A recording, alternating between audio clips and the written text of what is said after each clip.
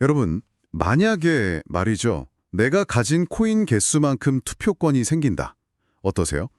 얼핏 들으면 뭐 일주일표, 주주총회 같기도 하고 가장 자본주의적이고 합리적인 것 같기도 한데요. 오늘은 바로 이 질문을 정면으로 한번 다뤄보겠습니다. 한쪽에는 다수의 목소리가 오히려 위험할 수 있다고 경고하는 이더리움의 창시자 비탈릭 부테린이 있고요. 다른 한쪽에는 아니다. 시장의 냉정한 심판이야말로 가장 공정하다고 믿는 현실주의자들이 있습니다. 그리고 이 거대한 싸움의 중심에 프라이버시 코인의 상징, 바로 G캐시가 있습니다. 이게 그냥 단순한 기술 논쟁이 아니라 돈과 권력, 그리고 프라이버시라는 가치가 어떻게 충돌하는지 아주 생생하게 보여주는 이야기입니다. 네, 여기서 이게 참 흥미로운 지점이 코인으로 투표한다는 개념이 오랫동안 탈중앙화 시스템의 어떤 이상처럼 여겨져 왔다는 거거든요. 그렇죠. 그게 제일 민주적인 방식이라고 생각했죠. 맞습니다. 그런데 비탈릭은 바로 그 지점이 그 이상적인 그림이 시스템 전체를 무너뜨릴 수 있는 아킬레스건이라고 경고하는 겁니다. 아, 특히 지캐시처럼 프라이버시라는 가치를 지켜야 하는 프로젝트, 이건 사실 다수의 이익과 때로는 좀 충돌할 수도 있는 가치잖아요. 그렇죠. 이런 프로젝트한테는 이 문제가 훨씬 더 치명적일 수 있다는 거죠. 오늘 대화는 암호화폐가 가진 이상과 현실이 얼마나 격렬하게 부딪히는지 보게 되실 겁니다. 자, 그럼 사건의 발단부터 한번 보죠. 이더리움을 만든 이 거물이 갑자기 왜 G캐시 커뮤니티에 어떻게 보면 남의 집에 뛰어들어서 목소리를 낸 걸까요? 그가 X에 올린 메시지가 아주 강렬하던데요. 프라이버시는 다수결에 맡기면 사라진다. 굉장히 도발적인 선언이죠. 네, 지캐시 커뮤니티 내부에서 앞으로의 개발 방향이나 자금 사용처 같은 중요한 결정들을요, 토큰 보유량에 따른 투표로 정하자, 이런 움직임이 본격화된 거예요. 아, 내부에서 먼저 그런 움직임이 있었군요. 네, 그러자 비탈릭이 그걸 보고 즉각 제동을 걸고 나선 겁니다. 사실 이게 뭐 새로운 이야기는 아니고요. 예전부터 쭉 해오던 그의 소신이기도 합니다. 원래 생각이 그랬군요. 네, 이미 2021년에 쓴 에세이에서도 이 토큰 기반 투표가 얼마나 위험한지에 대해서 조목조목 경고한 적이 있었죠. 그리고 이 논쟁이 더 흥미로운 건 이게 그냥 트위터에서 벌어진 설전이 아니라는 점이에요. 바로 이 논쟁이 막 불붙던 시기에 지캐시 가격이 석 달 만에 1000% 넘게 폭등하면서 이 철학 논쟁이 수십억 달러의 가치를 누가 통제할 거냐? 이 문제로 번진 거잖아요. 바로 그 지점입니다. 순수한 철학 논쟁에 어마어마한 돈의 이해관계가 섞여 들어간 거죠. 프로젝트의 이상과 철학을 논하는 자리에 수백만 달러의 이익을 노리는 투기 자본이 같이 앉게 된 셈이니까요. 와, 판이 완전히 달라졌네요. 그렇죠. 그러니 논쟁이 격렬해질 수밖에요. 더 나은 의사결정 방식은 뭘까라는 질문이 순식간에 누가 이 프로젝트의 막대한 미래 가치를 가져갈 것인가 하는 질문으로 바뀌어버린 순간입니다. 알겠습니다. 철학적인 경고는 이해가 되는데 저는 이게 현실적으로 얼마나 큰 위협인지가 궁금해요. 어쩌면 비탈릭이 그냥 좀 과민 반응하는 걸 수도 있잖아요. 그가 지적한 구체적인 구조적 문제들이 뭔가요? 아주 날카롭게 네 가지 함정을 지적했습니다. 첫째, 고래들의 독재입니다. 고래들의 독재. 네, 소수의 대규모 보유자, 그러니까 우리가 고래라고 부르는 사람들이 사실상 모든 의사결정을 좌우하게 된다는 거죠. 이건 민주주의가 아니라 소수의 부유층이 지배하는 뭐랄까 과두정치, 금권정치랑 다를 바 없다는 겁니다. 잠깐만요. 근데 그건 좀 이상적인 생각 아닌가요? 현실 세계의 주식회사도 대주주가 이사회 장악하고 다 결정하잖아요. 왜 유독 암호화폐에서만 이걸 독재라고 비판하는 거죠? 원래 자본주의 시스템이 그런 거 아닌가요? 아, 굉장히 중요한 질문이십니다. 주식회사는 처음부터 이익 극대화를 목표로 하는 사적인 조직이죠. 하지만 지캐시 같은 탈중앙화 프로토콜은 누구나 참여할 수 있는 공공재 혹은 디지털 국가의 성격을 띠거든요. 아, 성격 자체가 다르군요. 공공재. 네, 여기서의 거버넌스는 단순히 회사의 이익을 결정하는 게 아니라 그 생태계의 법과 정의를 만드는 과정에 가깝습니다. 특히 프라이빗시처럼 돈으로 환산할 수 없는 가치를 지키는 게 목표일 때는 단순히 자본 논리만으로 의사결정을 하는 게 아주 위험해질 수 있다는 거죠. 아하, 목표가 다르다. 알겠습니다. 그럼 두 번째 문제는 뭐죠? 둘째는 은밀한 표 매수 가능성입니다. 누군가 막대한 자본으로 거래소나 커스터디 업체를 통해서 암암리의 영향력을 행사하거나 다른 사람들 투표권을 몰래 사들여서 결과를 조작할 위험이 항상 있다는 거죠. 오히려 더 불투명해질 수도 있겠네요. 맞습니다. 역설적인 상황이 벌어지는 거죠. 참여자들의 무력감도 문제겠고요. 그게 바로 세 번째 문제입니다. 소액 참여자의 무력화. 내가 가진 표가 전체의 0.001%도 안 되면 투표에 참여할 동기 자체가 사라지죠. 그렇죠. 하나만 하니까. 네, 결국 거버넌스는 소수의 고래들만 참여하는 그들만의 리그가 되어버리고 탈중앙화라는 이상은 그냥 무너지게 되는 겁니다. 그리고 마지막으로 이게 제일 중요한 문제 같은데요. 모든 결정이 너무 단기 가격 중심으로 흐를 가능성이 높다는 겁니다. 프로젝트의 장기 비전이나 프라이버시 같은 핵심 가치보다는 당장 코인 가격을 펌핑시킬 수 있는 자극적인 결정에 표가 몰릴 수 있다는 경고죠. 결국 비탈릭의 경고는 한 문장으로 요약되네요. 코드로 구현된 민주주의가 결국 돈으로 지배되는 새로운 귀족 정치, 그러니까 디지털 금권 정치로 변질될 수 있다는 강력한 경고군요. 정확히 그 지점을 꿰뚫어 본 겁니다. 알겠습니다. 그 위험성은 충분히 이해가 갑니다. 근데 모든 사람이 비탈릭처럼 생각하진 않겠죠. 시장이 알아서 할 일이다. 이렇게 생각하는 사람들도 분명히 있을 텐데요. 자료에 멀트문타즈라는 인물이 등장하던데 이쪽의 논리는 뭔가요? 네, 여기서부터 논쟁이 정말 뜨거워집니다. 뭄타즈 같은 시장 기반 거버넌스 옹호자들의 주장은 아주 명확하고 어떻게 보면 굉장히 냉정해요. 핵심은 이겁니다. 네, 시장은 실패한 의사결정을 가격으로 처벌한다. 가격으로 처벌한다. 그게 무슨 뜻이죠? 만약 커뮤니티가 프라이버시를 훼손하는 그런 어리석은 결정을 내리면 지캐시의 근본 가치가 흔들리면서 코인 가격이 폭락할 거라는 거죠.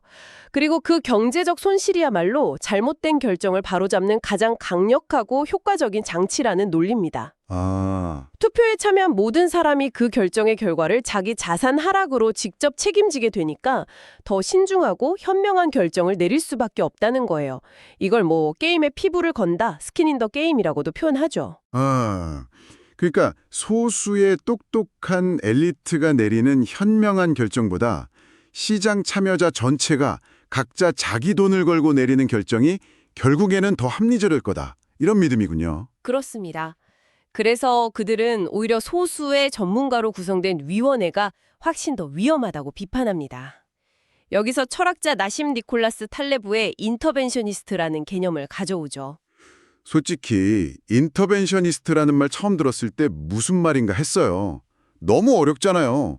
근데 그 고대 로마 장군 비유를 듣고 나니까 확 와닿더라고요. 그 비유 다시 한번 설명해 주실 수 있나요? 정말 기가 막히던데요. 인터벤셔니스트. 이게 뭐냐면요. 탈레브가 정의한 건데 결정에 개입은 하지만 그 결정이 실패했을 때 아무런 책임도 지지 않는 사람을 뜻해요. 책임은 안 지는 사람. 네. 전쟁을 막 주장했지만 정작 자기는 참전 안 하는 정치인이나 프로젝트 방향을 결정하지만 가격 하락에 직접적인 책임을 지지 않는 위원회 멤버들이 대표적이죠. 반면에 고대 로마에서는 개선 장군이 시가행진을 할 때 노예가 뒤에서 계속 메멘토 머리, 즉 당신도 언젠가는 죽는다는 것을 기억하라고 외치겠다는 일화가 있거든요. 그 유명한 이야기. 네, 성공에 도취돼서 오만해지지 말고 책임의 무게를 항상 기억하라는 의미죠. 결국 가격 폭락이라는 직접적인 책임을 지는 시장 참여자들이 아무 책임도 안 지는 소수 위원회보다 훨씬 더 나은 결정을 내릴 거라는 겁니다. 책임을 강조하는 논리 굉장히 날카롭네요. 근데 듣다 보니까 한 가지 의문이 생깁니다. 그 시장이라는 게 결국 돈 많은 사람들 목소리를 더 크게 들어주는 시스템 아닌가요? 그럼 책임지는 정치가 아니라 그냥 부자들의 정치가 되는 것 아닌지 커뮤니티에서 이런 반박은 없었나요? 바로 그 지점에서 커뮤니티의 반격이 시작됩니다. 반박은 간단하고도 근본적이에요. 시장 기반 거버넌스는 결국 플루토크라시, 즉 부자들의 정치일 뿐이다. 결국엔? 네. 시장이 내리는 결정이 효율적일 수는 있겠지만 그 결정이 과연 정의로운가는 완전히 다른 문제라는 거죠. 특히 프라이버시 같은 가치랑 충돌할 때 문제가 되겠군요. 맞습니다. 프라이버시 강화 기술은 개발 비용도 많이 들고 당장의 수익으로 이어지지 않을 수 있거든요. 오히려 규제 당국의 감시를 받을 위험도 있고요.